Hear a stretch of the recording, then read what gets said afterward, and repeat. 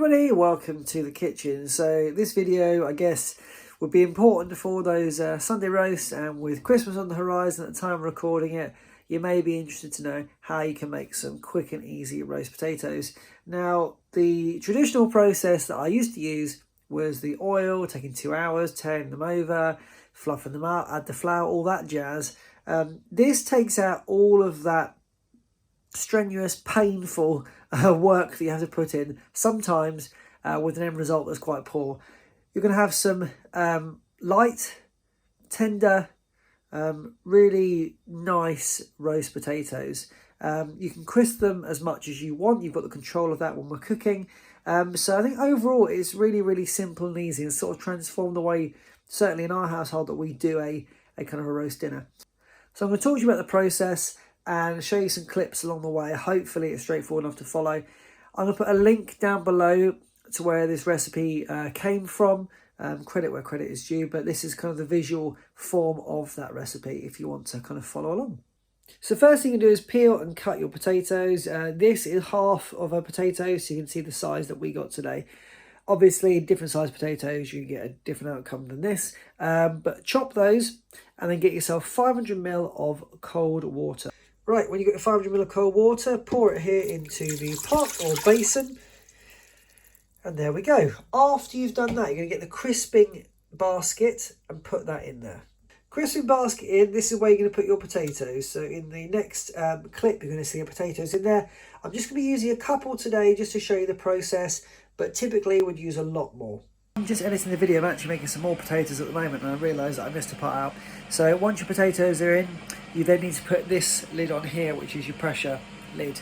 Put that on and select the function pressure, and which will be high, and then the time of 2 minutes, and you'll start to see now the next clip the rest of the process. So sorry about that. So you can see that the pressure timer 2 minutes started its countdown, and just a moment ago you could hear that internal pressure starting to build. And then when this is finished, we're going to move to the stage where we will then vent. Now I like to have mine here just below the extractor, so that when it does vent, you just take that steam up through the extraction point. Obviously your kitchen is probably slightly different. Open window would be fine as well, but just bear in mind the amount of steam is going to come out the top very shortly. So it's now finished. The instruction we have is perform a quick release here. So we're going to move from seal to vent. Just a second, move back here. You don't have to use your hands. I mean, sometimes I'll use a utensil like this, for example, just to make sure my hands are free. So we're going to go up. Move it to the vent position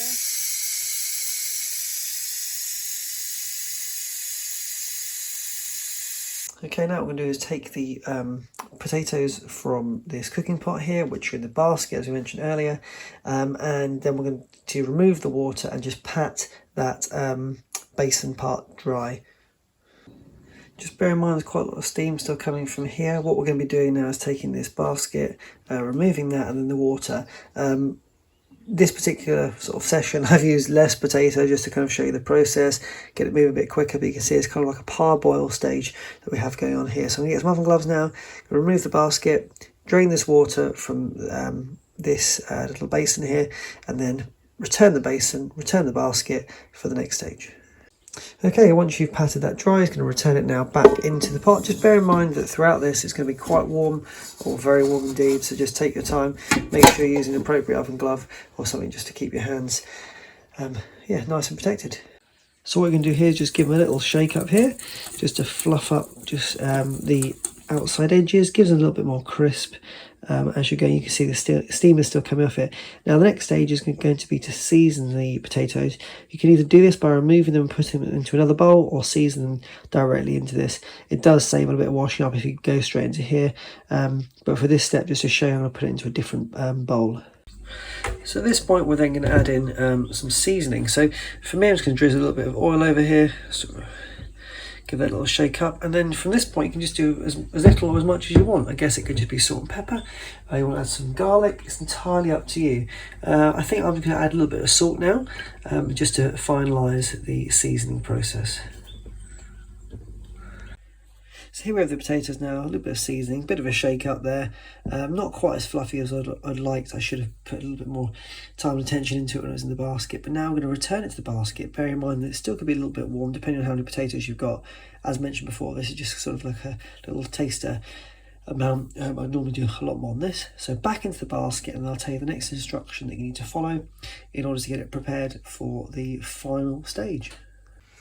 Okay, so now you want to have on the air crisp function, which you probably all do anyway, but the timer needs to go to 25 minutes.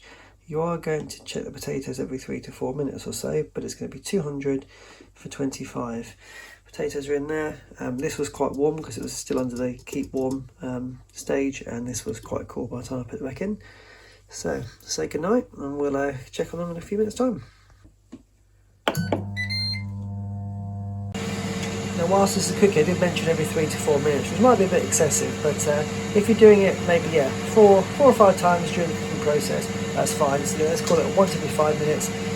The more familiar you are with your unit and the amount of potatoes, things you've got in there, the amount of time that you do this, you'll get a lot more accustomed to when you do need to check it. But 3 to 4 minutes for those who are starting out, and then when you get a little bit more comfortable, less so.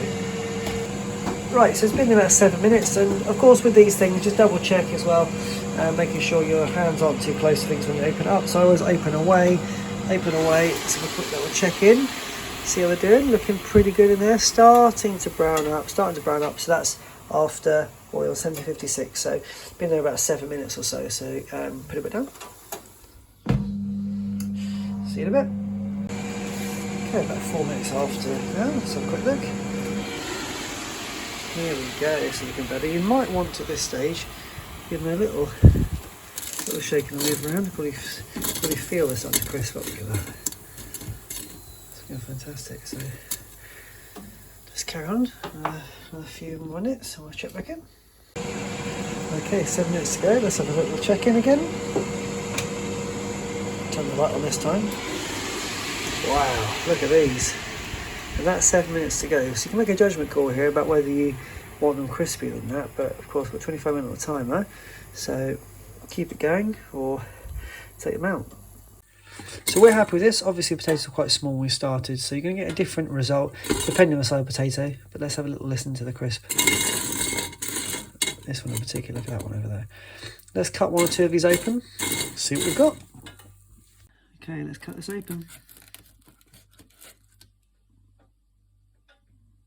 Look at that. Perfect roasty.